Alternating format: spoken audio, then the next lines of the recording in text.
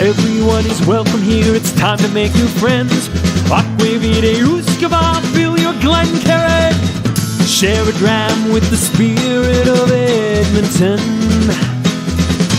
Slancha! That was sung by our friend Adam, right one over there. So look on the other side of Oded, and Adam actually sang that for us. So good job, guys. Welcome to all of you. Welcome the viewer. Welcome our fantastic panel. It's the After Dram. That means time to unwind, put your feet up, grab a dram, a cocktail or two, or any combination thereof, and relax. So quick recap.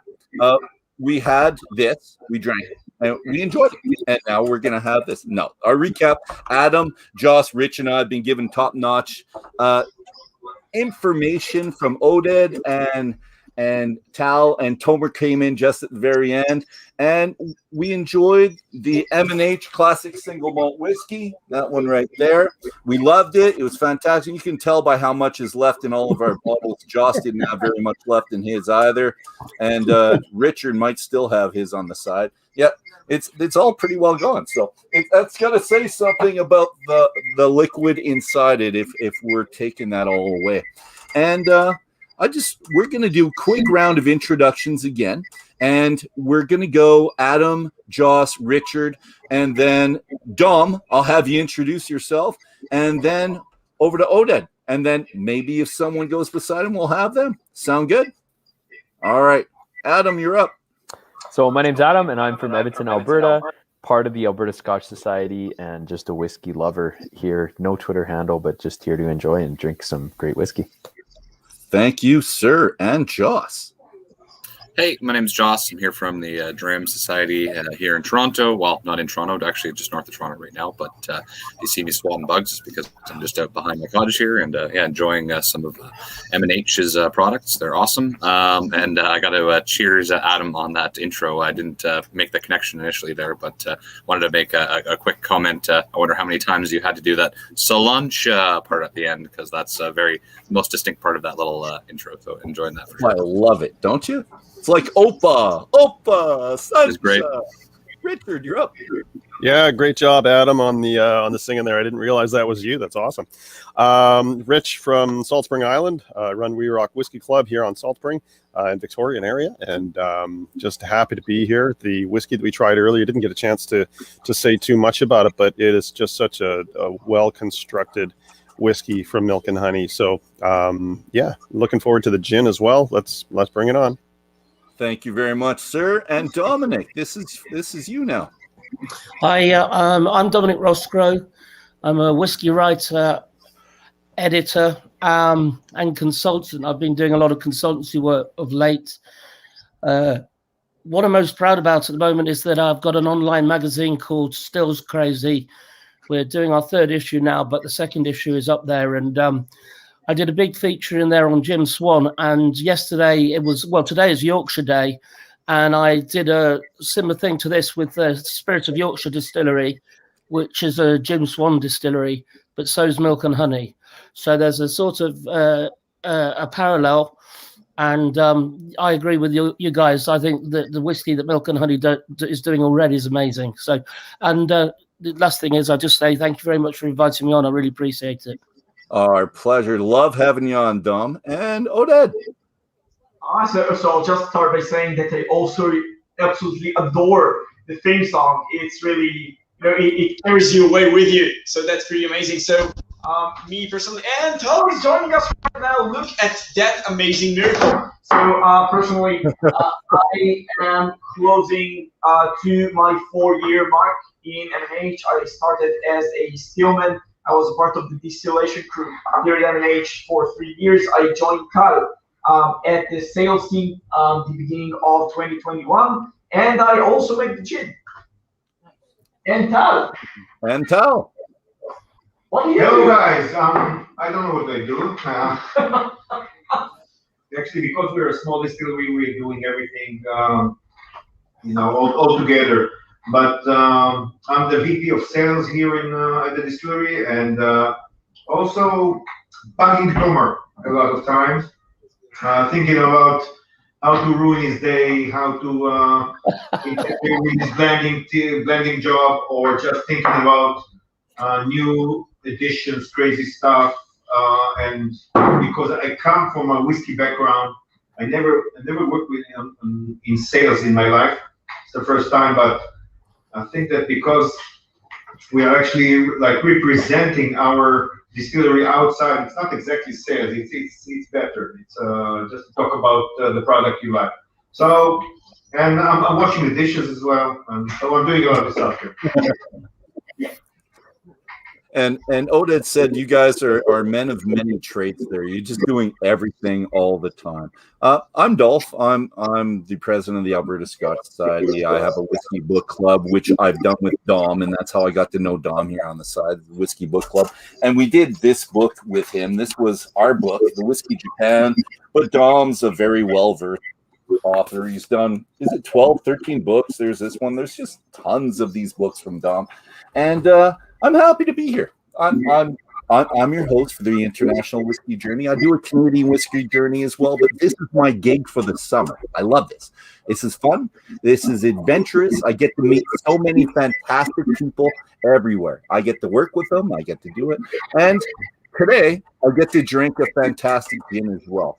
And Oded, I need you to talk about this gin. I have a gin and tonic. Tell us about this gin, please, sir. Okay. So first, you're showing involved as well. Yeah, twin Z's. Perfect. So This is our single malt Levantine gin, as you read on the label. So if you know the word Levantine is not always used as a positive word in the English language, but this area we're in was actually called the Levant for a major part of the 20th century, and we call it the Levantine gin because it's very representative of where we are. So I'll start off by saying this is a single malt gin at 46% ABV or 92 proof. So when you spin it around, even neat in your glass, you'll immediately notice that it has this very milky, oily consistency. It's a very thick, full-bodied gin, which is something that we don't see a lot. I mean, single malt gin is not a combination of words that you hear all that often. And our thought, the thing that led us to making a single malt gin, is that we originally made our new make for the whiskey, and then we were deliberating whether we should make gin. And once we decided on making gin, we thought, well, we could do what a lot of other distilleries do, which is buying neutral alcohol from an external source. That's actually the cheaper option. Or we could take the new make that we've developed, that we love, and think that it's perfect for our whiskey, and make it perfect for our gin as well. And that is how we made the single malt Levantine gin. Now, another thing about that gin is that it represents Israel in a lot of different ways. So we have 8 different botanicals in that gin. So juniper, of course, like a big heap of fresh juniper, mostly from southern France and northern Tuscany. Juniper does not grow a whole lot in Israel, so we can't really source the juniper here. So we get it from southern France and Tuscany. And apart from that, we have lemon rind, we have oranges, we have chamomile, we have lemon verbena, we have black pepper and cinnamon, and another signature botanical that we have is za'atar, as we call it here, or Syrian oregano or hyssop, which is an endemic type of oregano that grows, wild oregano that grows around the Middle East, mostly in Israel, Syria, Lebanon, and parts of Egypt. It's spicier than regular oregano, and it is evident in a lot of different dishes that you can taste around Israel and the Middle East in general. Now, the funny thing here is that when you taste a lot of different gins nowadays, mostly contemporary gins, you're going to look at the botanicals list, and you're going to see something that's really exotic. There's always going to be this really exotic 1 or 2 botanicals that you're thinking, wow, I've never even seen what the botanical looks like.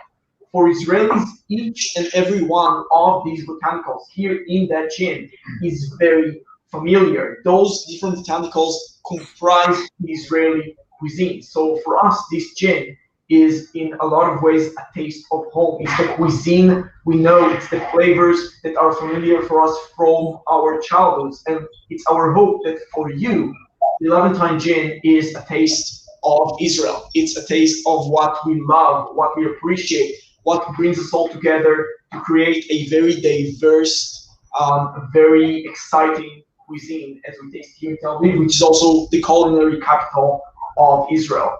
So as you see, I drink it neat, but it's also great in a gin and tonic or a martini, and anywhere you'll try it. L'chaim to you. L'chaim. Cheers. Cheers, everybody. Well, I've got gin and tonic. I love it. This is fantastic. And you know what? It's macerated as well. So it goes in there, and I like the picture. It's great. And on the previous slide, it showed all of the ones on there. And again, we'll say it. You get it at the Levinsky Market. Oregano? Yeah, it's Syrian oregano. Za'atar. That's the one. Done. So it was actually an endangered herb up until 2 years ago. Okay. So it was very difficult to acquire. We always make sure that we get it from sustainable resources. We don't want to endanger this herb. Actually, people love it so much that it is over-harvested. 2 years ago, it was replenished in Israel, and it can be harvested again in certain areas. So we always make sure that we get it from sustainable resources. Beautiful. I think there is one more thing. It's as Oded said, it's the taste of Israel. Not everything grows here from our botanicals. Of course, the juniper, it's not cold enough here, but even black pepper. But it's something to resemble our cuisine. Now, our cuisine is a mix of everything. It's a mix of everything because we are here in the Middle East, and we all, our parents and our forefathers came from all over the world after the Second World War. So just think about the influence of the kitchens of everywhere. My mother's from Bulgaria, my father's from Ukraine, my wife's father is from Iraq, and her mother's from Berlin. Just think about dinner. Everything is like that. And I have some Bedouin in my family because, some cousins got married in the army with a Bedouin tractor. And so we eat the same food. So an Israeli food is a mix of everything. It's local, it's Middle Eastern, it's Arab food, and could be with, Polish, Jewish, Italian, everything together with those spices and the fresh herbs. And I think that this gin goes together with that, and it gives you a resemblance of our cuisine, which is actually booming all over the world.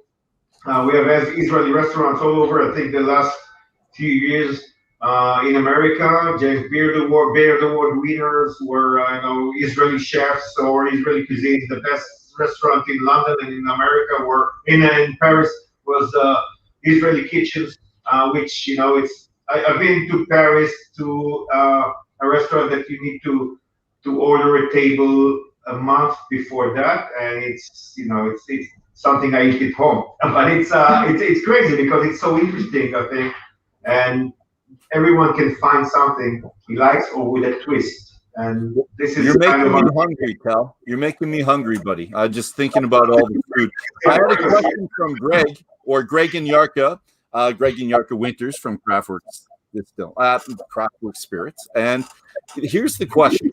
You still get them all from the market. And we were saying that Oded goes to the market or he likes shopping. Is that market close to you? And do you use it for a lot of your botanicals or all of them? Right. So the market is actually pretty close by. I mean, it's relatively close by. It's about 30 minutes of walk away, which for me is actually quite normal and not a lot.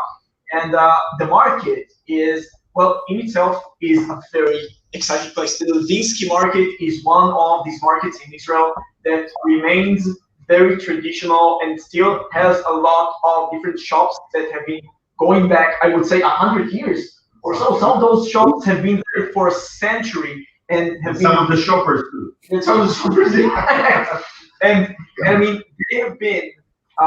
They're all professionals and experts of what they do. By now, it's all family businesses. So we get our spices from Levinsky Market. Still, I go there, I forage the different spices. I have different vendors that I already know for several years now, and they know us and they appreciate what they do. And they drink our gin, they drink our whiskey, and we created this, this relationship with them in which, like, every once in a while, I go to the shop, and then we have this 1 hour conversation in which they try to suggest all the different new botanicals for a new gin. Because they, we think you should freshen things up, and it's like a family. They become family to us, and it's such a small microcosmos of culinary here in Tel Aviv, where everybody knows everybody, and it has become an integral part of what we do, to know the people that are just next to us and to bring them into the mix when making something great in this distillery. So yeah.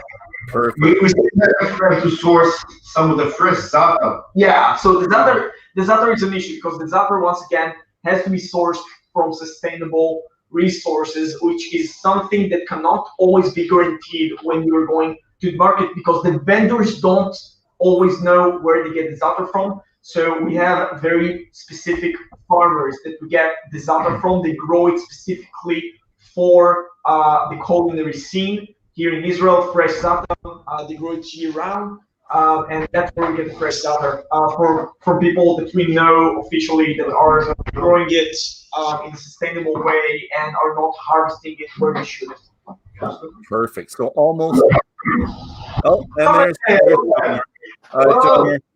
And Dom knows Comer. And so, you know what? I just want to do this small introduction. And the reason why we have Dom here today is because he's got a link to Jim Swong. He's got Stills Crazy Magazine, which he delves into the international whiskey scene tons.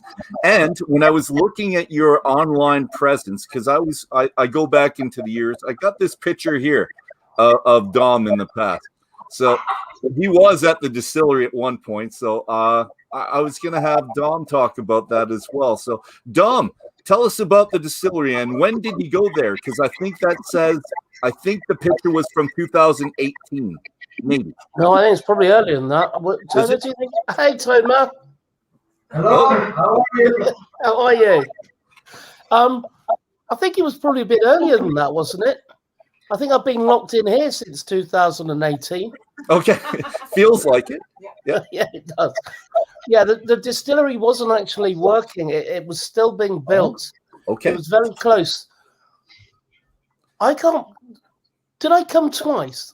There was a whiskey live that I came to, but the distillery, when I went over there, the time when they were a few weeks away, they were just starting to trial spirit, I think, and the whiskey library was opening up there. And when I found out about Tel Aviv, everything you said about food, I totally 100% get, because you've got this melting pot of different cultures bringing food. I laugh a lot because Tomer took me to a German pub the first night I was there.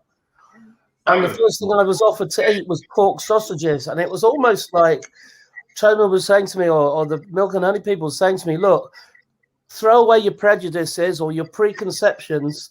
We're in Tel Aviv, and there are going to be extremely fundamental Jewish people here, and there are going to be atheists. And like anywhere else, there's a whole choice. And I think that was a really important lesson, because most of us make a two-dimensional judgment on somewhere like Israel. Tel Aviv is one of the most crazy, exhilarating, and exciting places I've ever been, without a doubt.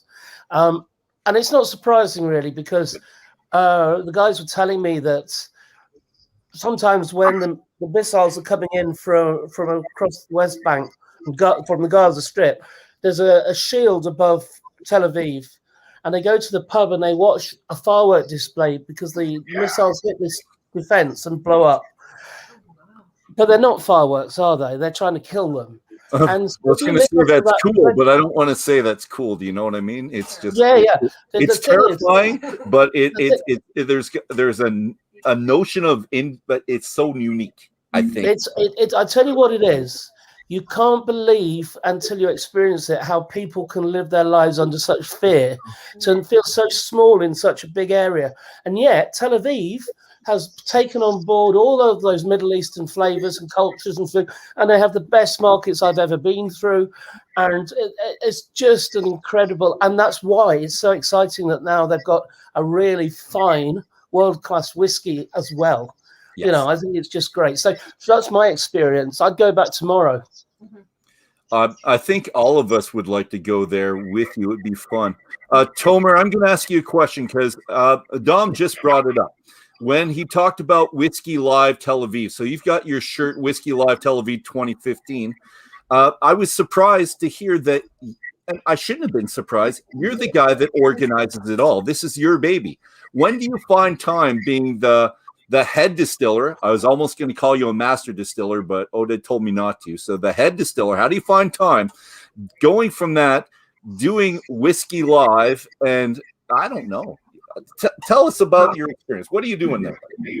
Well, first of all, I'm most of my time the head distiller of Milk and Honey of M&H. But before I started working in M&H, I'm first whiskey geek, and everything I did before M&H is related to whiskey. So one is organizing Whiskey Live in Tel Aviv.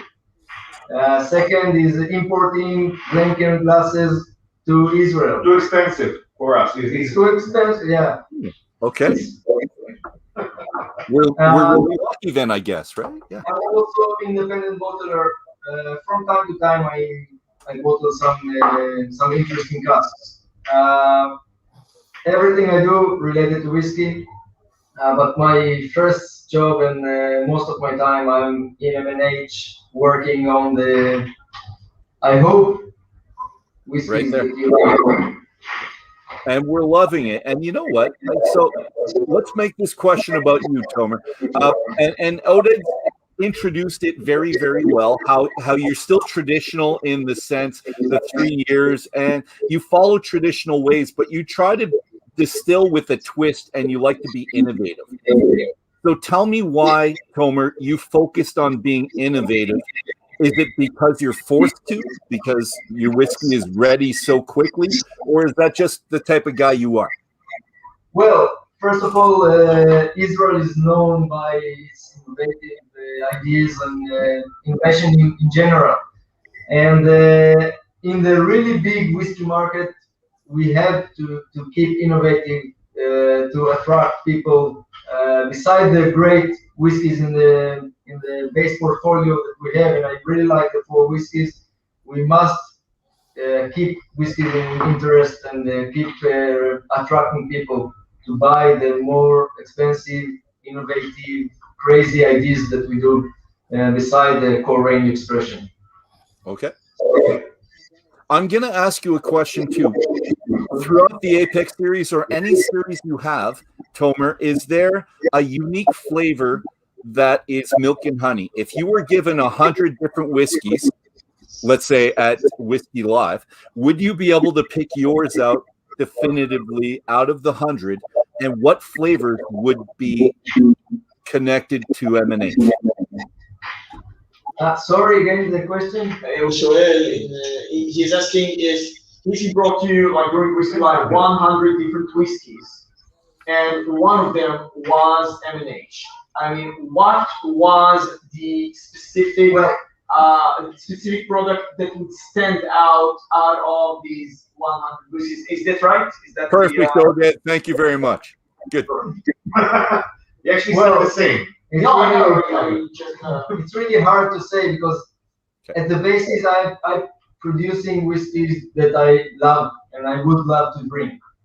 And when I'm walking in any Whiskey Live around the world, I'm trying so many whiskeys and I like so many whiskeys, so I don't think one of them or M&H will stand out. And we have the distillery character. We keep the distillery character in the core range. We don't want to run away from it. And we have some other expressions that we let the cask work harder and cover the distillery character maybe. But I won't say that M&H will stand out, and I would pick it of 100 whiskeys in Whiskey Live. It's just really good whiskey, in my opinion, again. And I think it's worth buying. It's worth buying. It is worth buying. Good job. And Tal's the guy to push it out there. Tal, did you get to 25 different countries? Because that was one of the aims that said by 2021 you were going to go to 25 different countries. Did you get to that point? We have even more, but I don't think it was my aim. I think that it was just when if you're thinking about the life of a distillery, we were just playing with young single malts and gin until we had whiskey. And then when we had whiskey and we finally launched our first whiskey, the COVID came in. So it was the worst year in the world for us in the history to launch 4 whiskeys and then even more. We just had the classic at the end of 2019, and we did the first launching in Holland, in Amsterdam in January, then February in Paris and Hamburg, and then we came back with masks, and that's it. So all the rest we did by Zooms, and thanks to the Americans, they're keeping my jet lag alive because I have to stay awake until 3 o'clock in the morning to do a launching in California. But for us, it's the worst, really the worst year because people were drinking more, but people were staying home. You didn't know what's going to happen. It looks like a science fiction movie. And when you go online, you ordered something you knew. You didn't taste it. There were no shows, and brands like ours with not, big marketing budget, it's boots on the ground. And we couldn't do that. So I opened more and more markets. I think we're around 27 markets going to 30. And so we're going there, but it's struggling. It was the worst year. And then good job, Tal. That's on your shoulders, buddy. Good job to you. And you know what? I'm going to make a distinguishing remark here between us and the Americans because we did this early to do so that you could be happy at 7 o'clock p.m., whereas the Americans make you get up at 2 o'clock in the morning. I just want you to notice how Canadians do things this way. Dom, you've got a comment, buddy. I see the finger up. Just to answer that point, you're absolutely right. I get invited to a number of virtual rock shows, and they're at 2 in the morning because America's not going to put anything on even vaguely civil times. Anyway, I just wanted to comment on what you were saying about picking out milk and honey from a selection of 100. I'm a member of the Stockholm Malt and Metal Society for my sins. I went to one of their events and they put out 20 whiskies and said, name them. And you just can't. I've seen distillers not recognize their own whiskies in blind tastings at tasting events. So you can't. And then what they eventually did was they put up 20 names, and that was a bit easier. But what I would say is, if you put in front of me 20 samples of whiskey 5 years or younger, but told me 4 of them were from Jim Swan, I would be able to pick the 4 because they're on such a higher level. And the amazing thing about what Jim Swan did was, I'm not saying the whiskies are samey, I'm not saying that at all, but their base is, their core is consistent. So milk and honey and Cotswolds and Spirit of Yorkshire, Cavalan, they all have, and the main things they have is none of those sappy notes, none of those immature notes. My favorite expression at the moment is, you might like fried chicken, I might like roast chicken, but neither of us like raw chicken.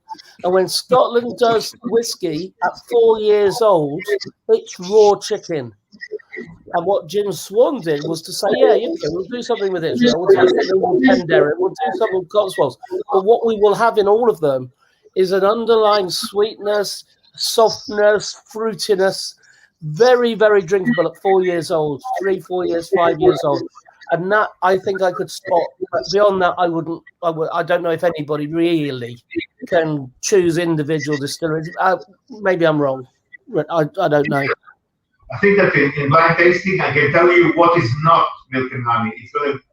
It's gonna be very hard for us to pick ours, but I think that Tomer's house style is very balanced, and you got some oiliness, not from the cut, because the cut is very short, so we leave the oils because we mature very fast. So, you know, we had four elections in 2 years, so we mature very fast. Everything here fast. So but I think the oils from the tails, you need it first to help you with the oxidation, and then some of the foul notes are disappearing through a long maturation, and ours is too short, so you get foul notes. So this is why we cut it so high. But the lion arms are going down in both of the steel at 45 degrees angle, so you get some oiliness because there's no reflux. So I guess it's something there you get it on your upper palate after you taste the whiskey, or even the gin. So I can sometimes tell you which is not our whiskey in a blind tasting, and sometimes we can actually trace ours, but the house style is just balanced. And then, as we said, the apex, we go crazy. Yeah. Dom, how is Leicester this year? Sorry? How is Leicester doing this year? Oh. Hey, are you still talking to Rani? I'm talking to Kipnis, to the big guy, and Yoni. Yeah, we're talking to Rani. What about Rani? Yeah, Rani, Rani is great, yeah. Yeah, well, send him my regards. I don't think Rani and I are very close politically, but I gave him a Leicester shirt. And I treat him like, I think of him like a brother. Leicester haven't started yet. We're in because we won the FA Cup. We won the FA Cup, so that's fantastic. So we're in the Community Shield next week against Manchester City, who won the league, and then we start. But we've played 3 pre-season games. We've bought some really good players. We're not here to talk about City, but thank you for asking. American friend. Do you know what? I think this is amazing, because when I flew to Portland, I came off the plane and went straight down to watch the Champions League final between Liverpool and Tottenham. And there I was in Oregon, and somebody recognized the Leicester shirt because I had a Leicester shirt on.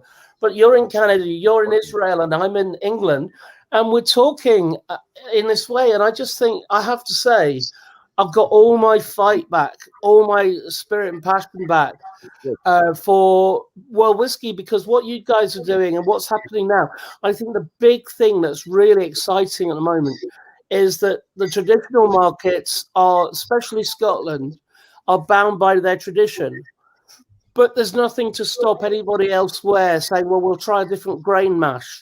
We'll try a different wood. We'll finish in, there's an Australian distillery that's finished whiskey in Coca-Cola cars. They filled the cars full of Coca-Cola and have emptied it and put whiskey in. Apparently it's great. The guy who's doing it is 22.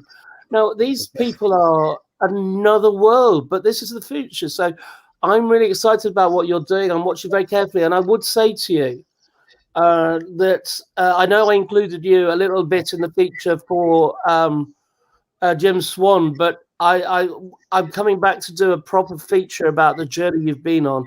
Probably I'm on issue 3, maybe 4 or 5, later this year anyway. So have you still got your woman doing your PR? Which yeah, we have. Yeah, Milk and Honey. No. Yeah, what's her name? Is it Rebecca? No, Rebecca was from Maverick. Rebecca used to work for our British importer, but we have an international PR, so I'll tell her to contact you. What's her name? Alexandra. Okay. So we need to talk. I want to do a big feature this year.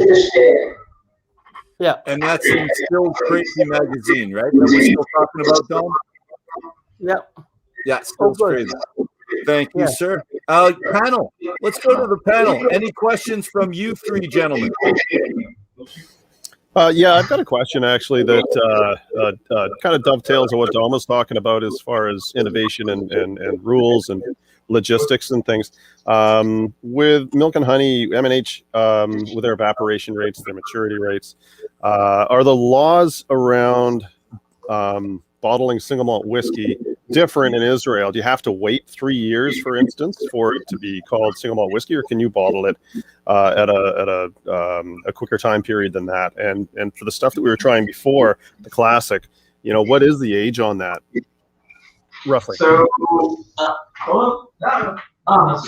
Israel has, I wouldn't say zero regulation, but it has a very vague regulation regarding pretty much all different spirits type, and that includes whiskey. So Israel does not have a given amount of years for what can be named whiskey. And so, I'm exaggerating here, but you could take a spirit, age it for 10 minutes in a cask, called whiskey. It wouldn't be whiskey, but nobody will be able to tell you otherwise. There is a but.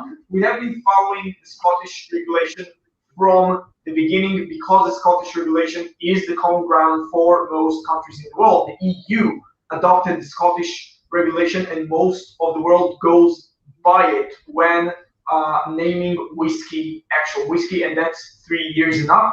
And since we were aiming to go global and become a global brand from pretty much the beginning of things, then we went for 3 years to begin with.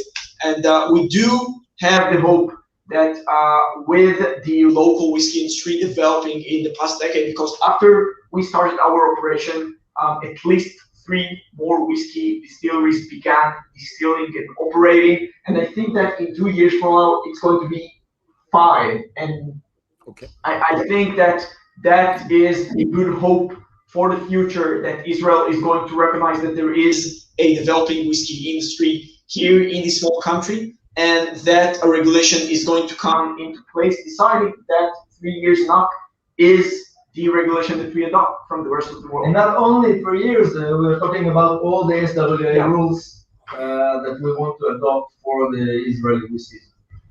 Now, are you a proponent of establishing rules for whiskey in your country, or do you like having it open where you make the decision yourself without government interference? Where are you with this, Tomer? So we're trying to pass some rules with the government, but it's really hard to do it.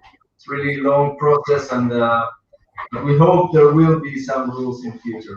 We are for regulations. It sounds crazy, but we are for regulations because I think that eventually, when you're going to get some more Israeli brands, whiskey brands outside, we want them to be good. We want them to be 3 years and up, and not making whiskey from chickpeas or stuff like that. And so I think it's going to be great for the whole industry. Good. Standards for the Israeli whiskeys all around the world will make good for all the Israeli producers. Thank you, gentlemen. Dom, you've got another question. Yeah, I've got a question for you. Well, 2 questions. Firstly, I've seen Golan Heights exhibit before now. I don't know what David's up to. I haven't spoken to him forever. But I think there were only 3 distilleries. What's the situation with regard to other distilleries and people like David? That's the first one. And secondly, way back when you first started, you were putting casks to mature in caves and weird places, which is what the Swedes do. And is that still happening? And also, does it affect maturation? Because some of these places can be quite cool, can't they? So they wouldn't mature as fast. Is that all happening? So if I understand the question good, we do have some warehouses around the country. In caves? No. We didn't have any caves. We don't have any in the future. The caves are in the desert, so it's dangerous because they're gonna steal the casks. But no, we don't have any casting caves.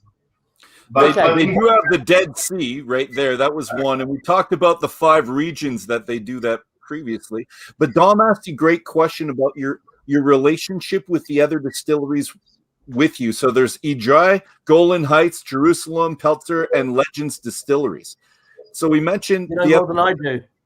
Legends didn't release any whiskey yet. I don't know if they are aimed to distill any, because they want to, if I understand good, they want to bring some spirit to mature it in Israel. And in my opinion, this is one of the laws that we don't want to Israeli whiskey to. But I didn't see any whiskey from Legend Distillery so far. I will be very happy if there will be some whiskey made by certain rules, SWA rules.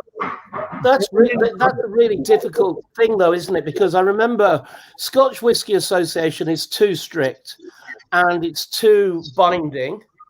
The Irish Whisky Association, I'm working with a distillery over there, and they're trying to change the definition of pot still whiskey so that they can use ancient recipes that were acceptable in the 1800s, 1900s, but aren't acceptable under Irish Distillers IWA.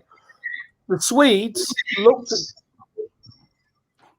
Yeah. Is that them? Hinch? No, it's not a Hinch. Oh, I know that whiskey. No, it's Blackwater. Okay.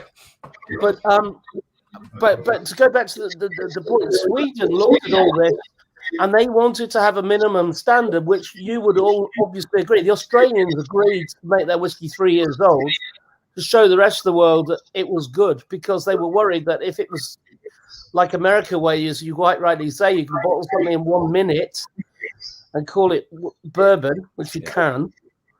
There's no standards in that. But at the same time, you don't want to bind entrepreneurship.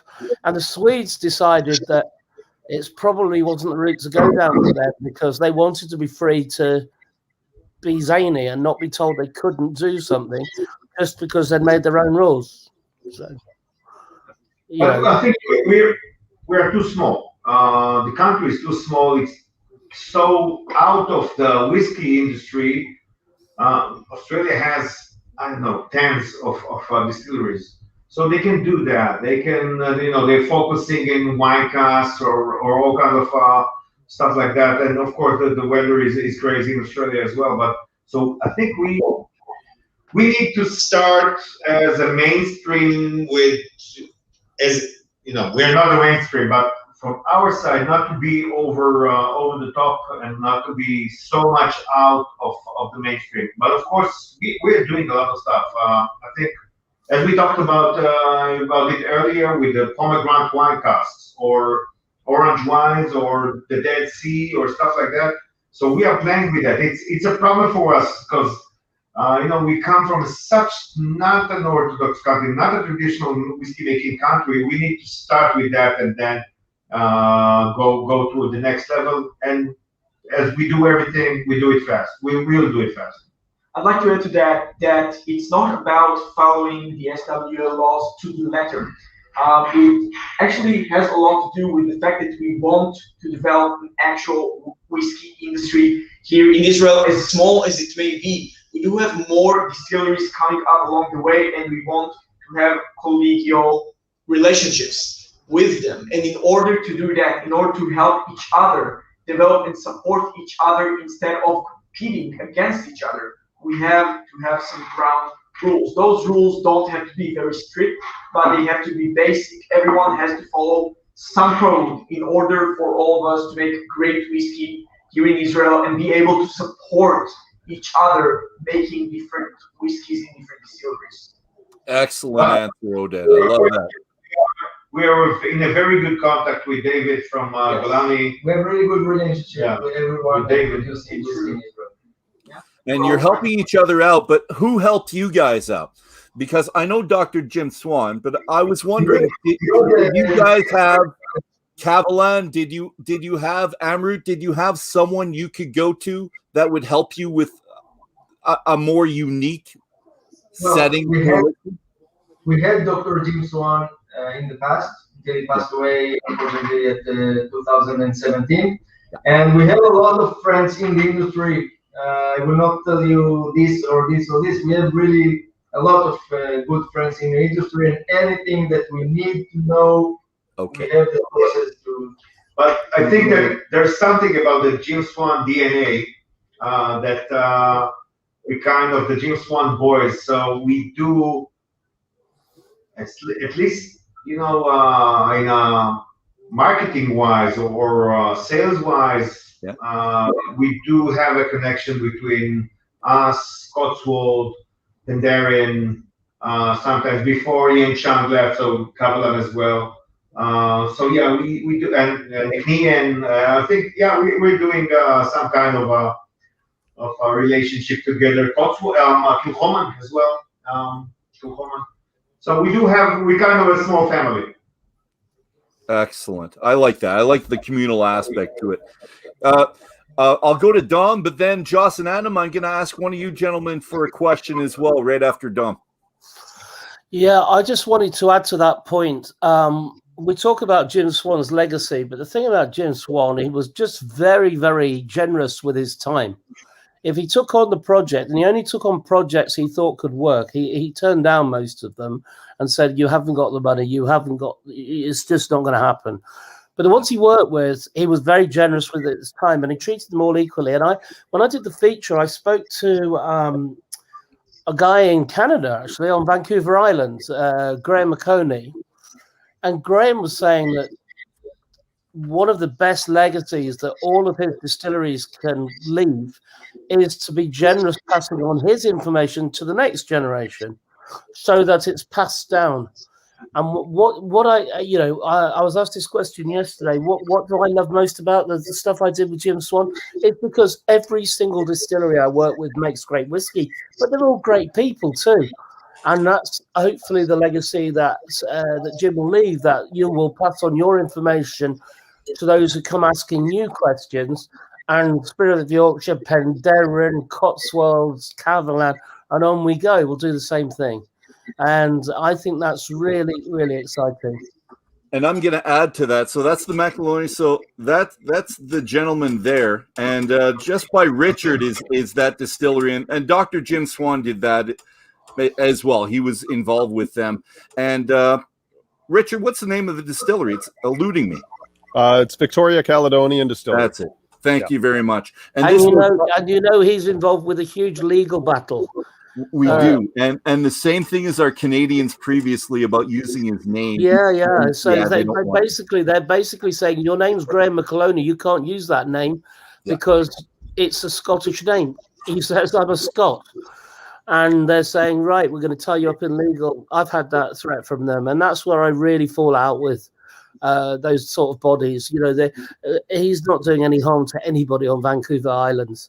And him and Mike Nicholson are both Scots, and they're making whiskey, and they put Vancouver Island on the label. So why on earth should the SWA say you can't use that name because it's got Mac in it? Basically what it's about. Essentially, but it's going to be a court case, and they're going to talk about it for a while. And we had a Canadian one that did well already. We did well. Oh, you know, they may have to crowdfund it because the SWA told me that if I carried on doing the Craft Distillers Alliance, they would tie me up in litigation for years and make sure that I was never able to afford to beat them. It's just shocking. Joss, you had a question, sir. Yeah, a lot to absorb here. Some great comments. I love the sort of the illusion of, the conversation. Anyways, when you have, too much regulation versus not enough. You know, we've heard this also on the American side where they're lobbying for a definition of what is an American single malt. They would love to have that because then at least it could be internationally recognized for what they're trying to do. I also love the fact that it kind of clicked for me.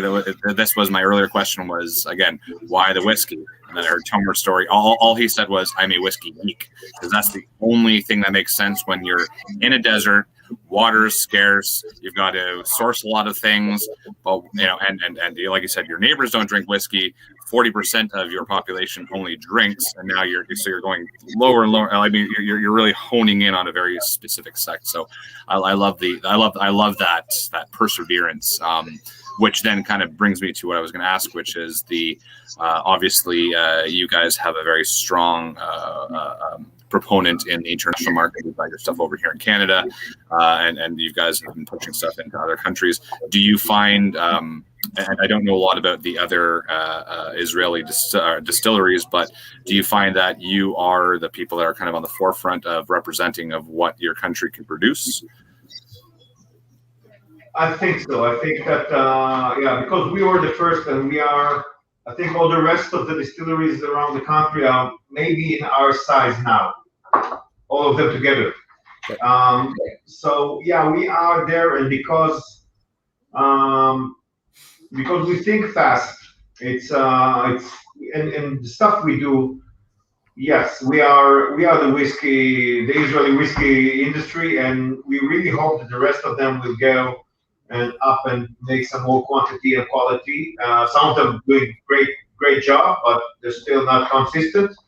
So yeah, this is why we actually wanted some more regulations, which is crazy. You don't want any regulations. The regulations is a curse. But for us, it's something that we want everyone to do the same method or the same process. And yes, we are the one that are in the front. And sometimes, like what happens, we talked about, we're joking about the Apex Under Fire in 3 years, but this 11 days of fighting round, it's not easy to sell, let's say in Scandinavia. They're just looking for another reason not to buy Israeli products, which is just happened.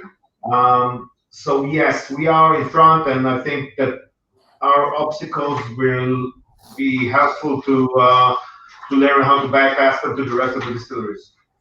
And I like the fact that you're leading the way a little bit. You know, you were leading the way. You were the first distillery there. But I'm going to change gears, but kind of stay with that for a second. So here's your tasting room, which I like. But at the back of the tasting room wall is an expression I really like. So everyone loves whiskey. Some haven't found the whiskey they love yet. So I like that a lot. And I'm wondering if that's kind of a guiding principle for your organization.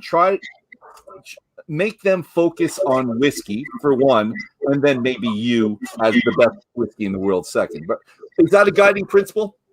Get them in there. I think that even before Tomer is going to answer, I think this is even our core range spectrum. I think if you talk about classic, which Tomer is going to talk about in a second, and he actually Tomer designed the classic for everyone to like, and then you take the element series, which we add another element. It's 50% based on the same cask as the classic, and then another 50%. One of them is sherry, the other one is peated, and the third one is the red wine, the Israeli red wine cask. So we think that everyone can fall in love with one or more, and then of course we get to the small batches. But I think that the classic is something that is going to ruin this sentence. Yeah, actually, I got nothing to add to those words. I want you to say something. Yeah, but you told everything. We've been working for too long. So we actually see in tasting that we make that we designed the portfolio so everyone can find at least one whiskey that he would love to buy or drink or sit with. And that's really nice. I think we succeeded in that. We might add some more elements next year. We'll see. We have 3 now, and we might add some. Well, we talked about guiding principles, and I'm going to say one that I think you said, Tal, later, but I'll go to Dom first because he's got a question as well. No, it's not a question. It's just a comment on that finding whiskey. I'm going to be 60 in September, and going up to somebody, especially female, and saying, give me 15 minutes of your time and I'll find you a whiskey you love, sounds really sleazy. So I can't do that anymore. But the way I describe it over here is that I'd say, let's have curry. And my family would say, well, we had curry 2 days ago. Curry is a bland term for a whole range of cuisines that go from very mild and light through to very, very hot and chilly. It's the same with whiskey. And so when people say to me they don't like whiskey, that's exactly what I think. I think whiskey is such a generic. It's like saying I don't like food. You do like food, but you haven't tried some foods you're comfortable with. So I totally get that, and I think that's absolutely the way to go forward. Just assuming that if you say to, and then if you're good at it, you can say, what foods do you like? What do you enjoy? And then take someone on a journey. And I've never met somebody, because most people who don't like whiskey have been sick on it at the age of 16. They've drank a few pints of beer, had a couple of late night whiskeys, thrown up, and the smell has put them off. They think, but that's bad blended whiskey or cheap bourbon or bad Irish whiskey, whatever. But if you come from another angle, actually, so I think that's a brilliant thing to have up. I totally 100% get that. I'll put it back up there. And Adam, I'm going to you for the last question. So, did you have a question for these guys, gentlemen? Sorry.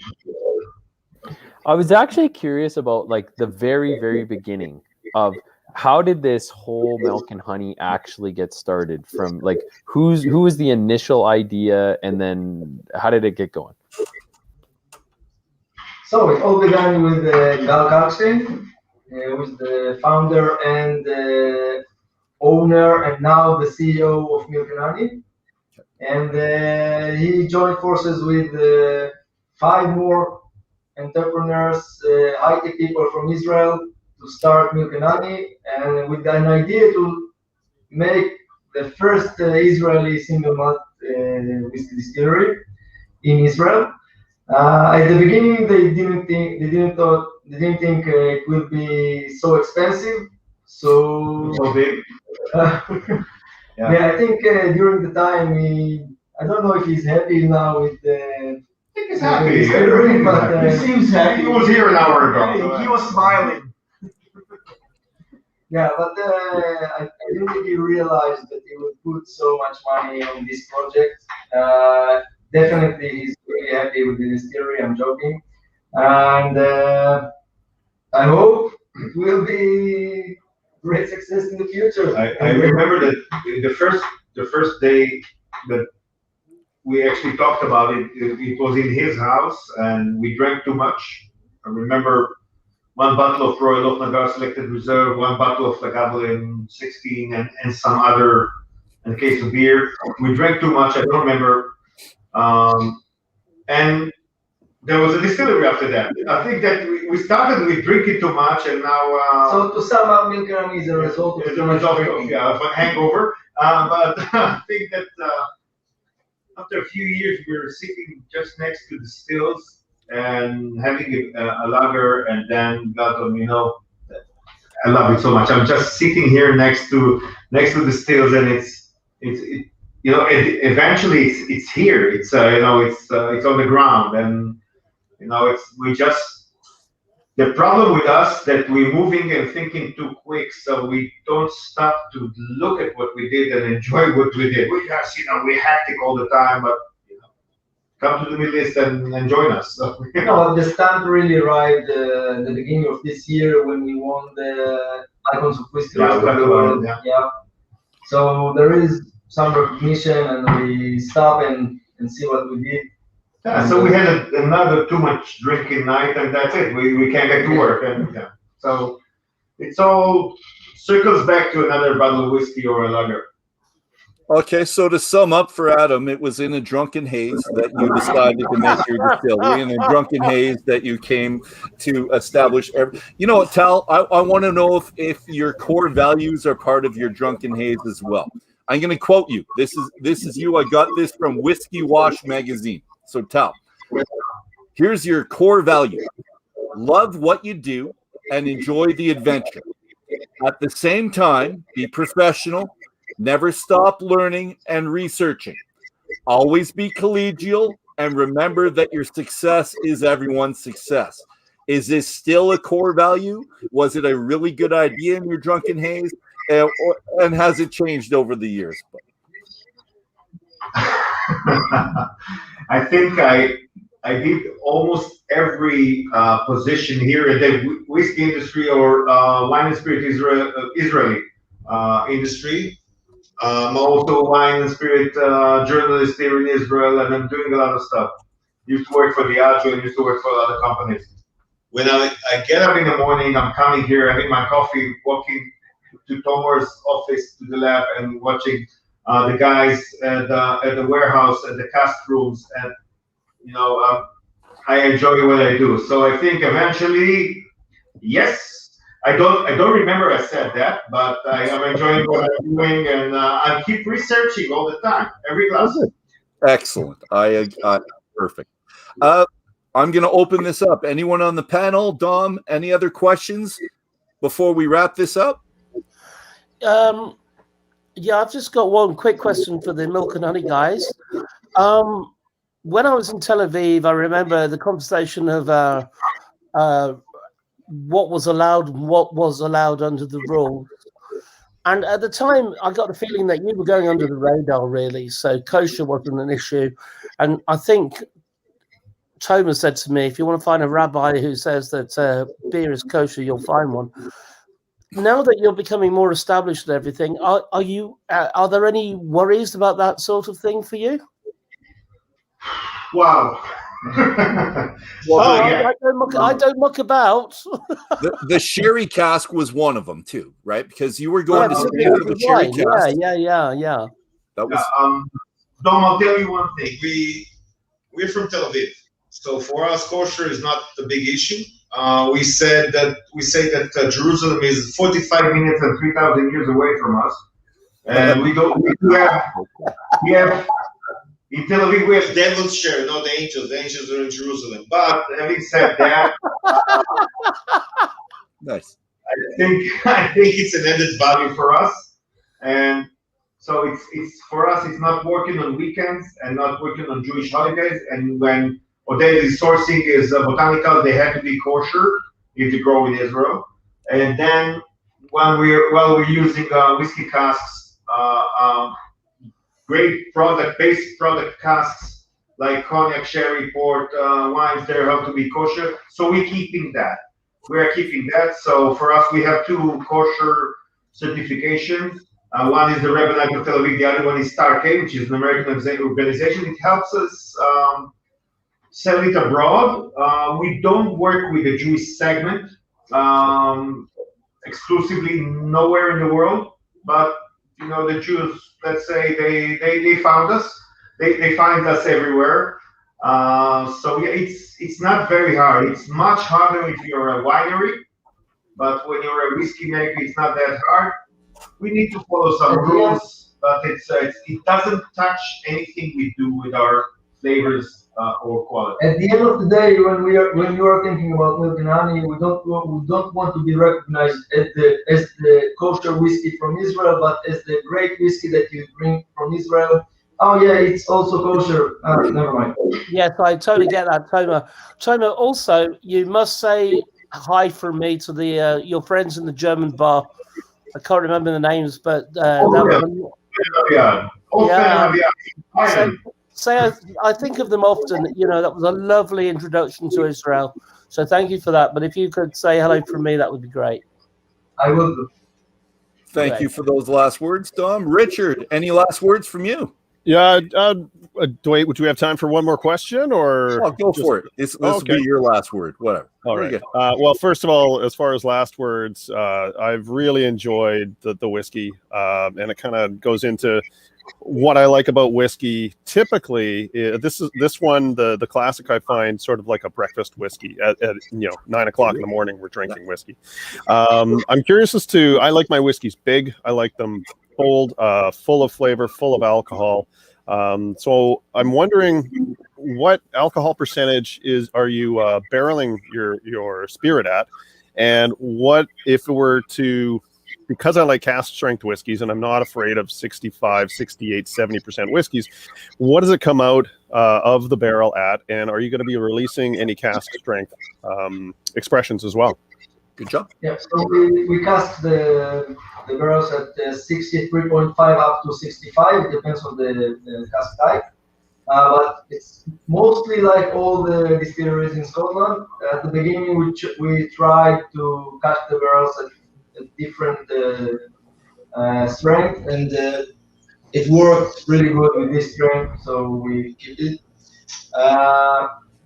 We do have some cask editions. All the Apex series that already released our bottled at cask strength, and we will have more. We have a lot of expressions for local, I think for different kinds of states. Our importers in America, Apex, they have their Apex collection, and they have some. We did some single casks, which are in a high ABV. But even the 3 Apexes that are coming to Canada, it's the pomegranate wine cask, which is around 59. You did? Remember? I don't remember The Roca Spring. Dead Sea 56.2 and the repeated SPR, which is, I don't know, we kind of stumbled into, after 3 years and 2 months, we kind of made 58.9. 58.9. It almost tastes like a 21-year-old Talisker. And I don't know, it's just the combination of the taste was great. So they're on the way to Canada at the moment. So this is the strength that we do in small batches. For the rest of the core range, 46, because we don't chill filter. So this is the minimum we can go without getting some haziness. Nice. So we're going to look for the apex because we want that. We're going to say thank you to Greg and Yarka Winters from Craftwork Spirits for bringing those in. And they did say those were coming into Canada right now. So thank you, Tal, for bringing that to Yarka and Greg. And thank you to Yarka and Greg for getting them into our hands. Joss, last words, buddy. No, I mean, yeah, no, I've loved this conversation. I like this has been a really unique, introspective into what it takes to make whiskey work when you really want it to. And again, perseverance is great. I love the some of the ingenuity, and I'm definitely going to look into some of those other products as we can get them here in Canada, because I really do like the classic, and I'd like to see some of the other stuff that you guys do. And I don't know, I had this like silly thought when you said Talisker, and I thought, what would happen if you took a Talisker barrel, put your whiskey inside it next to the Dead Sea? Like, my God, that would be like the craziest brine explosion ever. But hey, one can hope, right? That's a great comment, John. I would like to try that too. Double fist. We're doing some ex-Isla cast, and let's do some ex-Sky. Awesome. Adam, last comments from you, buddy. Yeah, thanks so much for having me here. And yeah, it's been an awesome learning experience. And something I'm reminded of is like the Spanish have this phrase, la geografía manda, which means geography is everything. And I think it's so cool to see how your distillery has really just taken advantage of all the opportunities that you have in Israel and the unique cultures that meld together, the unique climates that meld together. And then you create a product which the base, beautiful. I'm really excited though for those new expressions that you guys have been talking about, and just what you've been doing with the culture and how you want to share it with the world too, which is so cool. From day one, it's like we want to be an international distillery. So really excited for the future, and thanks so much for sharing everything. Awesome, Adam. Great comments, buddy. And Dom, thank you for joining us. We're glad you can fire some enthusiasm back into the international whiskey business. We're doing that. I'm going to still do a little plug for you. Look at his Stills Whiskey magazine. It's in not episode 2, but in volume 2, whatever. You're going into your 3rd. That's going to come out soon. Last words from you, Dom. What Adam said. No, in all seriousness, so the magazine is going to be at newwizards.co.uk. That's where the new magazine will be. There's 2 up already. The 3rd one comes later in the month. I totally get what Adam's saying. I think that it's such an exciting journey to be on, and I'll spend the rest of my time. I don't get paid for any of this, but I just love it, because I don't know if the guys at Milk and Honey feel this, but every time you talk to a distiller, it's like being part of a family. And I just love the fact that I communicate with the whole world. We've been through Brexit, and we're little England again, and I'm just not there. I'm just not there. And so it's such a treat. So thank you very much for inviting me, and enjoy the rest of your day. Absolute pleasure there, Dom. And our 3, Tal and Oded and Tomer, last words from you gentlemen for the night. And thank you, by the way. Thank you very much for coming on with us. Thank you so much, guys. We hope to see you soon. We hope you like our whiskeys. Please try the Elements where they're coming. They just arrived, actually. And the Apex series. And please let us know what you think about that. And please come and visit us as soon as you can, because I think they don't let any tourists We're not going to be here. We're not going to be here, yeah. As soon as they open the skies, we're flying out. So You coming just- to America for too long. You just need to know. You really need to know, despite what the chatter is and everything else, there's huge love for you. Yeah. And you're our family and you're part of it. And sometimes it might be hard to realize that, but we're there for you always.